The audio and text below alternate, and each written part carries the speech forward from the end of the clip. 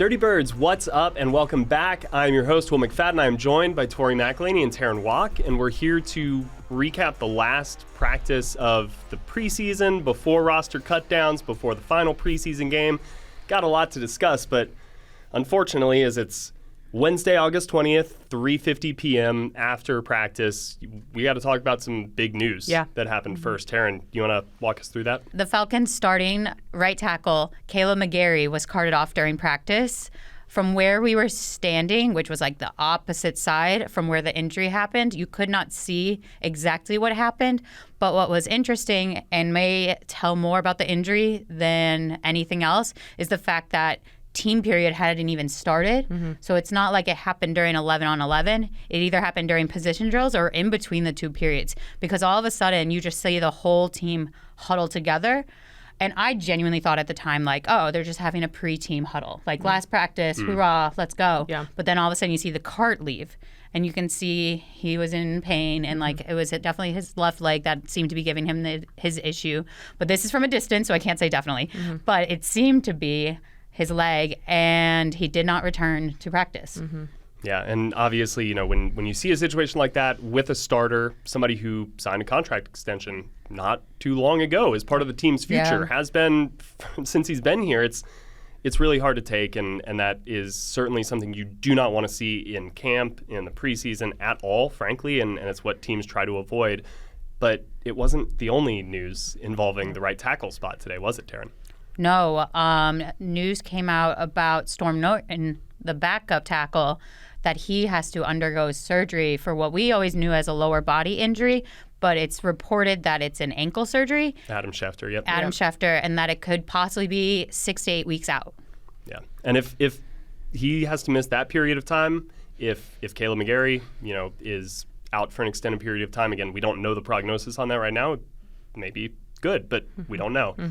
Tori, what's kind of your level of concern now about Atlanta's right tackle position, which is Michael Penix's blind side? I am very concerned. I was concerned about tackle depth. I was concerned about offensive line depth just in general, even going back to last Friday night when we were watching the second preseason game against the Tennessee Titans. And I mean, the second team offensive line has been a group that I feel like I've talked a lot about because of they're kind of not really wowing me in camp and it not really wowing me in the preseason. And it is concerning when you see holding penalties, you see false start penalties, and there were just some operational things that not being able to run the ball. Like there were just some things that have popped up over the course of camp and in preseason that was concerning me before we even are talking about the injuries and the news of today, regardless of how those things ultimately end up. And I'm sure we'll get more news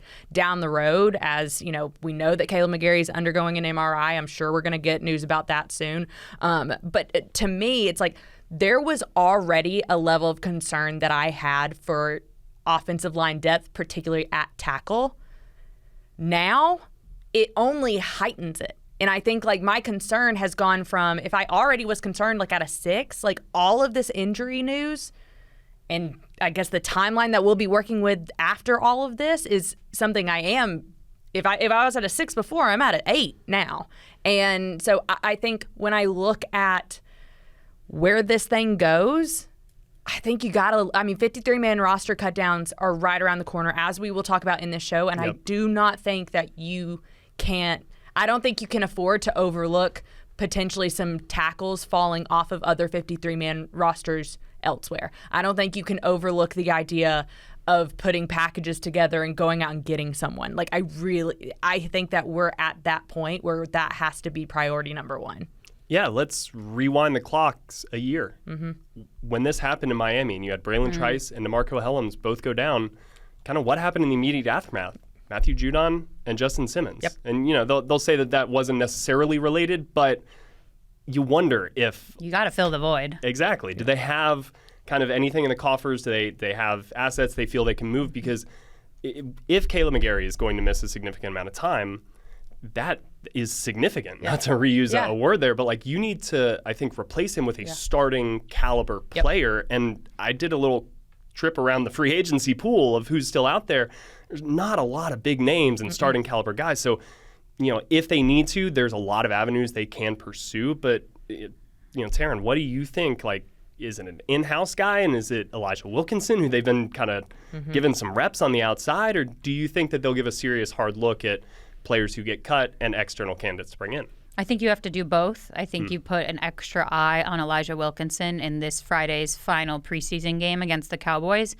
Wilkinson is who stepped up today in practice and filled in the McGary-sized void.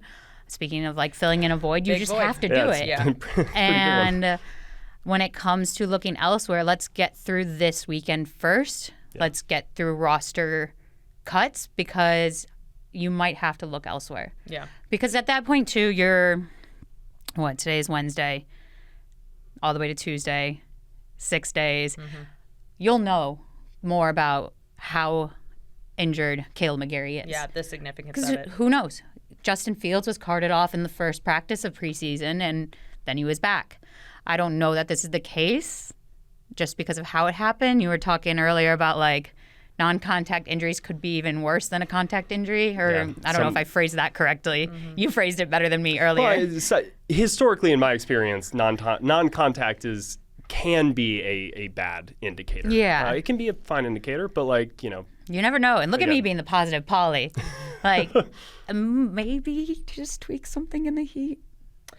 I think, I go back to what I was saying. Regardless, you have to face the fact of tackle depth is not where you need it to be. And I think that and then I'm also seeing, just to throw an idea out there, someone tweeted me and was like, so is Matthew Bergeron going to move back to tackle? He was a college tackle at Syracuse for 4 years. And I'm like, no. Let's not be moving things around. Go if it's one of those things where Kaleb McGary can potentially come back a couple weeks down the road, maybe you get him back after the bye week. Make it to that point. Don't go changing things around. At this point, let's pump the brakes on moving anybody and see what you can do both with your in-house guys, but also if I'm Terry Fontenot, I am in the entire front office. All I'm doing for the next 6 days is have a list of every tackle in the league and figure out what you can do. Throw different scenarios at the board and figure it out. Yeah. Hope the MRI comes back better than what everyone thinks. Yeah. I would have a line of call operators just plugging them in and getting people on the line and talking to GMs across the league. But yeah, copy and paste text messages to all of them. Yeah. Ultimately, at the end, email template, send it out. At the end of the day, we don't really know where this thing is going. Exactly. And I think you have to look at all avenues and, of course, follow along on AtlantaFalcons.com. We will have as much information as we can get as this thing moves forward and as we get more information about the significance of the Kaleb McGary injury. So make sure you're checking along with that as this news rolls through. Yes. And there's a chance, as Terrin said, that by the time you hear this episode, you may have developed news. And things are different. Yeah, so this is a fluid situation. But let's go ahead and get to kind of what we had planned to talk about today anyway, which are roster cuts. The news on Wednesday obviously plays a big role, as we just discussed, in roster cuts. But this is the time of year when you've got some players on the bubble. People are debating who should make it, who shouldn't. We thought we'd go through a little bit of the same exercise here. So we've got 4 of the key guys, I think, are really competing for a spot on this 53-man roster. And we're going to start right at the top with Clark Phillips, who was last year's camp champ, now dealing with a rib injury and has missed a good bit of the second part of training camp, the last 2 preseason games. All right, Terrin, you're going to argue for Clark Phillips making this roster, and Tori, you're going to make the case against. I think even with the rib injury, you're going to go back and look at last year's film and kind of just the experience he has on the defense and give him the benefit of the doubt in this case. Whereas if it's someone who has no experience and was injured, I'd be against. So I think it's different just because Clark has so much experience in Atlanta, where if it was someone who hadn't played in this defense or in this city, that it would be against. So my whole thought process when it comes to Clark Phillips is let's say that you carry 6 cornerbacks. Yep. Your 6 are going to be Mike Hughes, AJ Terrell, Natron Brooks, because he has earned himself a roster spot, in my opinion. Billy Bowman, D. Alford, and I think your 6th spot is either going to be between Clark Phillips or Mike Ford.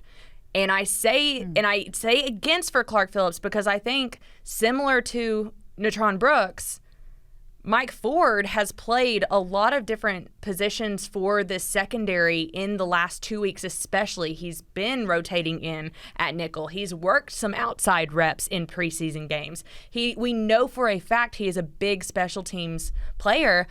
I don't know if I can say the same thing about Clark Phillips. So if you're looking for value, what value does somebody add at this point in time? Because I feel like I haven't seen Clark Phillips, and it's unfortunate that this rib injury came when it did, and it's unfortunate that we haven't really seen Clark Phillips working in that nickel spot the way that I think the Falcons maybe even originally planned for him. Like, I go back to, I was at owners' meetings, and Raheem Morris is sitting there being like, yeah, we're moving Clark inside to nickel. We didn't see Clark Phillips at all play nickel during training camp when he was healthy. So if you're already working under the assumption that value goes down because he's not cross-training and he's maybe not having a big role on special teams, to me it's like, how can he take up a roster spot for somebody who does have that value and can move the needle for you in that way? So that's my 2 cents on that. I am curious. I want people to sound off in the comments about what their decisions on these things would be too.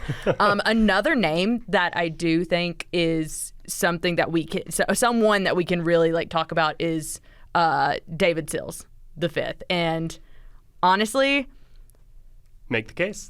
I'm going to make the case again with the same exact way of thinking. David Sills is someone who has worked his way up, I think, the pecking order of the roster. I think he is somebody who has, and Terrin, you can correct me if I'm wrong, but he's been taking first-team reps both in the spot of Drake London, kind of acting as his clone, per se, but also alongside Drake London as kind of this like big receiver set. So there's already kind of a push for him at receiver. But then also something that came up last preseason game, last Friday night, was the fact that Raheem Morris said they really wanted him to focus on special teams. And again, it goes back to adding value. Adding value. If you have someone who, if you're going to carry 7 receivers, like you got to have somebody who can do a little bit of everything. And the fact that they were like, let's see what he can do on special teams, to me, that kind of shows me that they're really, really trying to figure out a way for him to be on this roster. But see, here's the thing is, like, the fact that they're now having to just work him into special teams and things like that, I agree. Like, that could be an indicator of, all right, we have a vision for you and we want to now add a little bit more to your plate. But when I look at the battle for wide receiver specifically, you do see a lot of guys with special teams chops, specifically at returner. And, I don't know where Sills, value is specifically in that role. I've seen them work D. Alford. I've seen them work Dylan Drummond, some of those guys. We know Ray does that.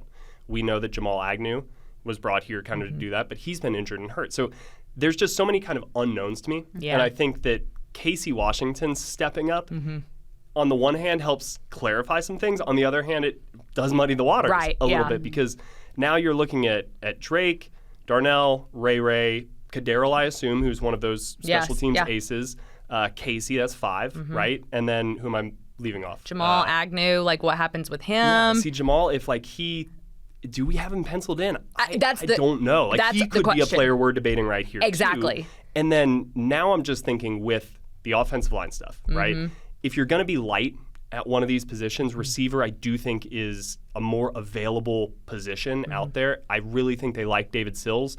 I'm not even necessarily arguing against the player. It's more the circumstance and building together the piece of the 53-man roster, and a 6th or 7th receiver at this point in time when you're just looking at the first 4 weeks maybe and you need a does the value proposition change there a little bit? And I think the math may have. And also think about this too. The Falcons are not a team that has not carried a lot of receivers on the practice squad before. This is not an offense that to me also kind of is we're talking about David Sills, Dylan Drummond, Jesse Matthews, Nick Nash, all of these receivers that are Chris Blair. Keep going. All of these guys I think could show up on this practice squad at some point or another. So, but we could talk practice if we really wanted to spend an extra 30 minutes here. We could talk practice squad guys continuously, but we don't need to do that. We need to move forward.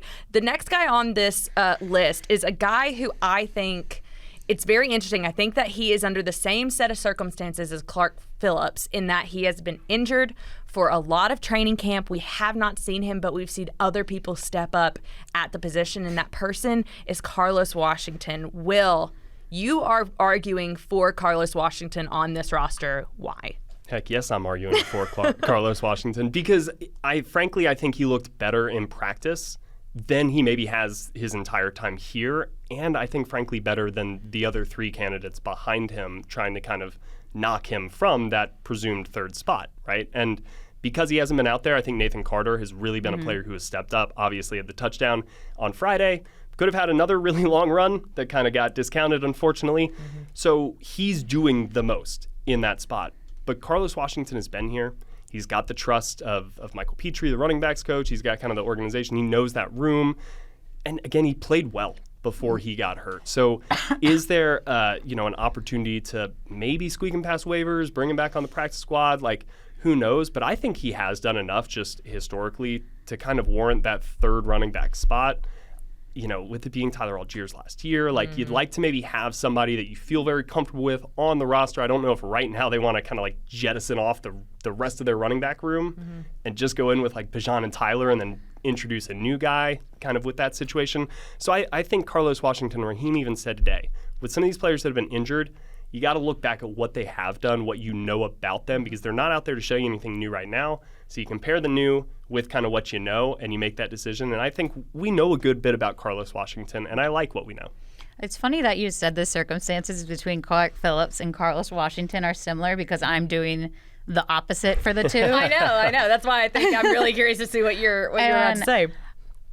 Well, Carlos has been here, and I really like Carlos. We've talked to him. We've gotten to know him. None of this is personal. Exactly. None of this is personal. And I do think he was having his strongest camp yet. Multiple people said so. But I think it's not even benefit of the doubt this time, but I think the injury in this case, because he doesn't have live game reps like Clark did last year, or at least not nearly as much experience in live games, and not including preseason at all here, that's where I'm like, I could see Carlos not making the 53-man roster for that reason. So I think that's my difference between Clark and Carlos is the experience in live games in the regular season. And so I also think a big reason for this, and I kind of really liked how Tori, in your 53-man roster, you only kept 2 running backs.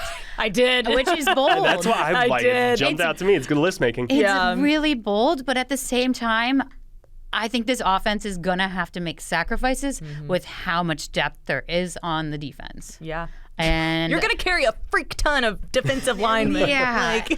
And so if you... Those numbers are going to eat in somewhere. Bijan Robinson and Tyler Allgeier, strap in. It's going to be a ride. Strap in. Buckle up. Let's go. Yeah. That's all I got. I'm just...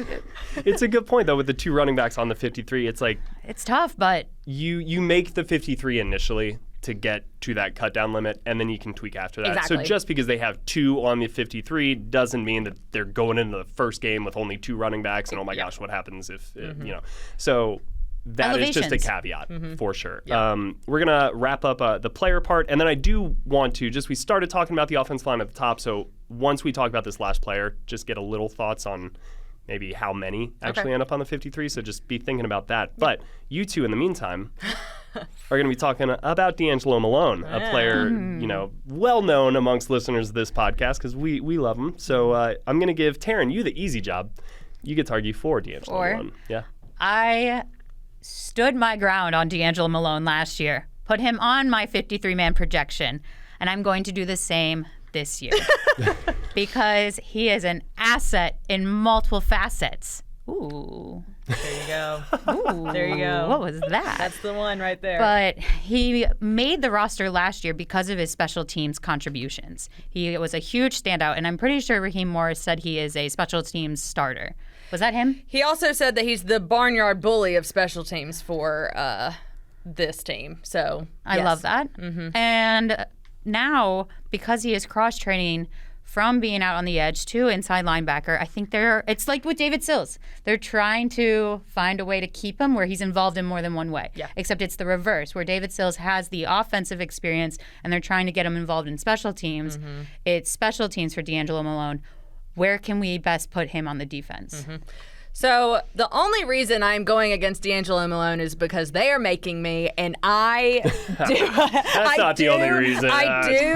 I will say I'm playing devil's advocate here more than I feel like I actually feel this way. Yeah, you love DeAngelo I Malone. love DeAngelo Malone. I agree with what Terrin's saying. I think he's adding value. I wrote a whole freaking story about DeAngelo Malone and the cross training he's doing and why Jeff Ulbrich felt this would be something good for him to do and how he falls into the same vein as even a Caden Ellis or a Jalen Walker. So I say all that to say, but he shouldn't make. But DeAngelo Malone not on the 53-man roster. I think the argument that I can present that makes the most sense in my head is like, okay, what happens if Troy Anderson is at 100%? What happens if your inside linebacker group is at 100%? And you have all of your guys, they're very healthy, depth is really good, you feel really good about where it is. And then what happens if at edge rusher, you also feel very good about where you are depth. You also feel good about not having injuries. You also feel like you really don't need that one piece. Yep. Yes, I do think DeAngelo Malone adds value to kind of the depth part of all of that. But if we're talking about needing a roster spot for someone who's going to make an immediate impact on the defense or even the offense, is that person DeAngelo Malone? And if it turns out that you are carrying Troy Anderson on the roster, do you even need DeAngelo Malone as an inside linebacker? If you are very healthy at edge rusher, do you feel like you need DeAngelo Malone? I don't necessarily think you do. Would they have cross-trained D'Angelo Malone if Troy Anderson was not on PUP? And also Ronnie Harrison.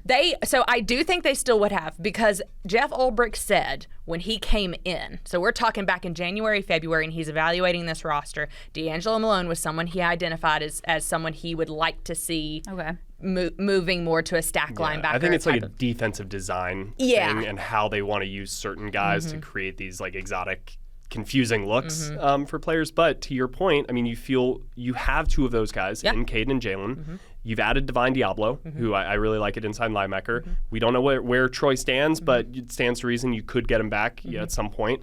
And then J.D. Bertrand, is there too. So, and I like what Josh Woods. He's an experienced veteran with special teams shot. So like there are options here for this team at inside linebacker. And even though DeAngelo Malone is an interesting and good young player who made some splash plays late last year, it kind of becomes it's a good thing, I think, ultimately, right? Because we were talking about DeAngelo Malone like last year and previously about like, all right, he's going to potentially be like an important piece, and now it's all right, is he going to make the roster? I know. So let's circle back to offensive line, because I do think that is going into Friday's game like the number one thing that at least I'm going to be kind of like looking for position group wise. How many do you think, Tori, are actually going to end up making that initial 53-man roster at this point? I do think 8 or 9. I think is a fair number. It's a healthy number. I do think it's a healthy number, because I do think that, yes, just because they make it an initial 53-man does not mean that they stay on that initial 53 or do not stay on the 53-man. I tend to, when I'm going through roster construction in my own mind, you have your starting 5 offensive line, you have a backup center, you have a backup interior, and you have a backup tackle. So that's 8. I do 9 because I think just the way this roster is right now, you do have a draft pick who you could potentially hold on to that number 9 spot in Jack Nelson. But even in saying that, again, just because you have these guys on the 53-man roster come Tuesday's cuts does not mean that we are not switching out 3 or 4 individuals on either the practice squad or the 53-man roster when other individuals fall off of other rosters across the league. So even though I'm saying like a healthy 8 or 9 that you're penciling in, I think honestly that number it's not necessarily the number to me, it's who is the number. And how does that change is kind of how I see it. Whew. I agree that 8 is like a healthy number, but after the injury, some other media members and I were discussing it, and we're like, it wouldn't be that big of a surprise to see 6. or 7. That's Well, where I mean, that's where I Right. lean, is I'm actually on the lower side. Is I Yeah. kind of think for your reason, like if they're not maybe going to be on the 53 long term, then use those extra spots on a guy like DeAngelo Malone, on David Sills, on players who I do think have earned this spot on the roster. If don't just kind of keep a guy just to save that spot. If your intention is to kind of like swap him out on Thursday, you know, like go ahead and keep that spot for. I think it's going to be a very heavy practice squad of offensive linemen, and I think you'll evaluate them for kind of that week, and then you make a call up or two, maybe going into week 1 to bolster your depth, but. I don't know. I could see this being a lighter group than usual. I think that's incredibly fair, and I actually think that y'all are convincing me like on the spot. Hey. You know, like I think that is a very compelling argument. Like, would you keep an offensive lineman on the roster and forego a Clark Phillips or a Carlos Washington simply for the sake of having 8 offensive linemen that you potentially don't even really think is going to have the opportunity to be up on game day? Like it's a great thought-provoking question. Scholars have debated for years. Scholars have debated the 53-man we'll roster. Continue. I'm just relieved I don't have to make these decisions. It's challenging when you go through exercises like this, and I encourage anybody at home, go make a little mock 53-man roster prediction. Tori had hers come out. It was excellent. I'm going to have mine come out on Friday. Mine's Terren's got Sunday. hers on Sunday, Monday, Sunday. I think. So it's going to be like a high time of 53-man roster predictions. We're all probably bound to be wrong. Maybe one of us is right. Maybe all of us are right. Who knows? But do your own. I encourage it. It's a fun exercise. So really quickly, before we wrap up today's show, as I mentioned, final preseason game on Friday, 8 p.m. Eastern time against the Dallas Cowboys. Terrin, I want to know one player that you are interested to watch on Friday night. Just whoever plays at right tackle, whether that's Elijah Wilkinson again or if they get some switcheroo in there. I think all eyes have to be on that position given Wednesday's injuries. Yeah, I agree because, you know, between Jack Nelson and Elijah Wilkinson, who they were both playing tackle, I think Jack Nelson has been playing predominantly right tackle over the course of the preseason, and Elijah Wilkinson went from left guard that first Friday night to then left tackle this past Friday night. So I agree. For me, I'm really looking forward to watching C.J. Henderson play. This is somebody who I think I have followed along with his career. He was in that same draft class as A.J. Terrell, Jeff Okudah. There were... That's a great corner class. But here's the thing is, only A.J. Terrell has truly established himself as the top dog of that group. So good on the Falcons. I think great in the draft. That was a fun class of corners coming out, I guess. Yes. But yeah, you're right. It didn't really pan out. So we didn't really get to see C.J. Henderson at all last week because the Falcons didn't sign him until really late in the week. And you're not just going to throw somebody out there the day after they get signed here when they haven't even been on the grass. So Raheem Morris talks about acclimation period and that we will potentially see quite a bit of C.J. Henderson on this Friday night in Dallas to kind of just see what he has. And I don't know if that's going to change anything at all. It may be a little too late, but I'm looking forward to seeing what he has. I think that's a very interesting signing at this point in time in the preseason. We actually talked to C.J. Henderson today, too, and there was an analogy used that I really liked that he's implementing at the moment is he's kind of cramming for a test, essentially, because you're trying to learn the playbook. And with the game already this Friday, it's just kind of cramming that information. And so if you're a good crammer, I don't know if that's a noun. Sure. But if you're good at cramming before tests, I kind of was, then you could see a lot out of him Friday because even just Wednesday, today, in practice, he had an interception with the second-team defense. And he's got a nice size. He'd add a little size to the group, obviously, for a first-round pick. It's there's something interesting there. Yeah. And if he plays well on Friday, I do think he could add a little bit of a unique element to this cut down. Mine is going to be a player in the trenches, LaCale London, who is somebody who I don't think a lot of fans are super familiar with. He's been a preseason darling of mine, I think, the last couple of years. I've thoroughly enjoyed LaCale London since the day that Grady Jarrett went down with a season-ending injury 2 years ago, and LaCale London stepped up, and I thought he played very well at the tail end of that season. He did. I mean, he was really good in joint practices, too, and some of the individual drills. I've noticed him at both preseason games kind of making some plays. So he's played well, but I just don't think he's not getting a lot of hoopla. And we know the depth of SpongeBob reference? Yes, anyone? no, that's why I was like, Yeah. should I make the SpongeBob? Yeah. Oh, I missed But it. it was great. Hoopla. Hoopla! You do a better job Over of the that head. than me. Yeah, so it's kind of like, can he do enough to scratch that like back spot Yeah. on the deep rotation or not? Because I think he's worthy of it, but you got a guy like Morgan Fox there. You got some Contavious interior. Street. Yeah, like there's a lot of names. So he's been great. Has he done enough? Who knows? But if it's the last time I get to watch him this season, I'm going to enjoy it on Friday night. Well, I'll be sad. Yeah, I know. I would be That's too. the one thing to remember when it comes to roster cuts, my annual disclaimer. These athletes are people too. Yeah, And this is it's their sad. livelihood. It is not a fun day in the NFL. No. It is not a fun day. But this was a somewhat fun pod. Fun conversation. Some like, It does cause a delicate lot of news, conversations. some stuff that we would rather not have had to talk about today, obviously, when it comes to big injuries. But that is life in the NFL, and the regular season is right around the corner, so they got to figure out some answers to some of the questions that just popped up. One more preseason game to do that. Friday night, 8 p.m. Dallas Cowboys. But we will be back after roster cutdowns to kind of do a second part of this whole conversation, see where we landed, see what we got right, wrong, and how everything shook out. So for Terrin, Tori, I'm Will, and we will see you guys next time.